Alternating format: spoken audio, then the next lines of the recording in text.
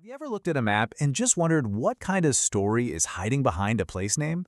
Well, today we're diving into a fascinating historical investigation from Italy, based on the work of Giuseppe Greco. We're about to uncover a hidden history, a secret that's been buried for centuries, right in plain sight, on the road signs people might see every single day. And it all starts with a very simple question. And here is that central puzzle. Imagine a town called Lakeview with no lake, or seaside in the middle of a desert. In Italy, that's a real situation. You've got numerous towns and places with the word lago in their name, which means lake, but with absolutely no body of water anywhere nearby. So what's going on here? And this isn't just some weird one-off exception. It's a widespread pattern. And solving this mystery is going to take us deep into a clash of cultures that shaped modern Italy. Okay, so the most obvious guess is that lago comes from the Latin word lacus, meaning lake. For centuries, that was the accepted story. People just assumed the lakes must have dried up. But what if the word doesn't mean lake at all? What if it's a linguistic ghost pointing to a completely different and much more violent past? This brings us to our two main suspects. In one corner, you've got the Roman legacy, the Latin speakers, and in the other, a wave of Germanic warriors who invaded Italy after the fall of Rome, the Lombards.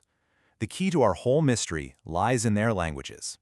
Now, on the surface, the words sound kind of similar, but their meanings could not be more different. The Latin lacus is exactly what you think it is, a body of water.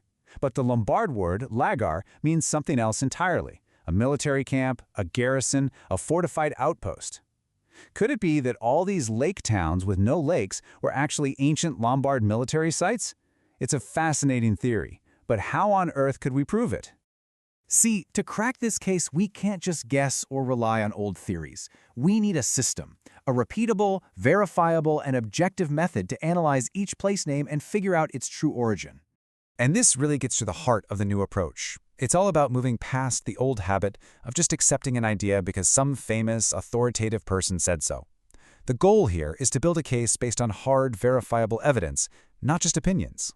This leads to a really powerful concept: etymological diagnosis. Think about it like a doctor using a checklist of criteria, symptoms, test results, patient history, to diagnose an illness. This method uses a checklist of historical and geographical criteria to diagnose the origin of a place name. And here it is, the diagnostic algorithm. This is the tool that makes our whole investigation possible. Now, I know it might look a little complex at first glance, but it's really just a logical flowchart that breaks down into a few key questions, walking us step by step toward a confident diagnosis. So let's break this algorithm down into its essential parts. It really all boils down to a few simple but extremely powerful questions.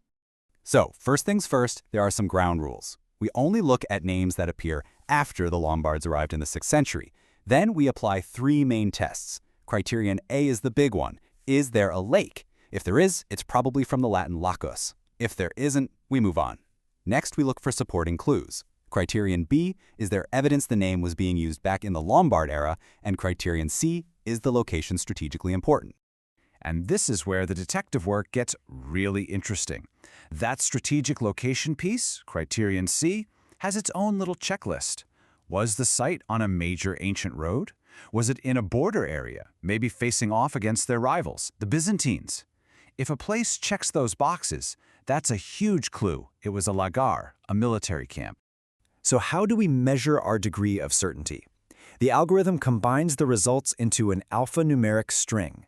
Think of it like a diagnostic code.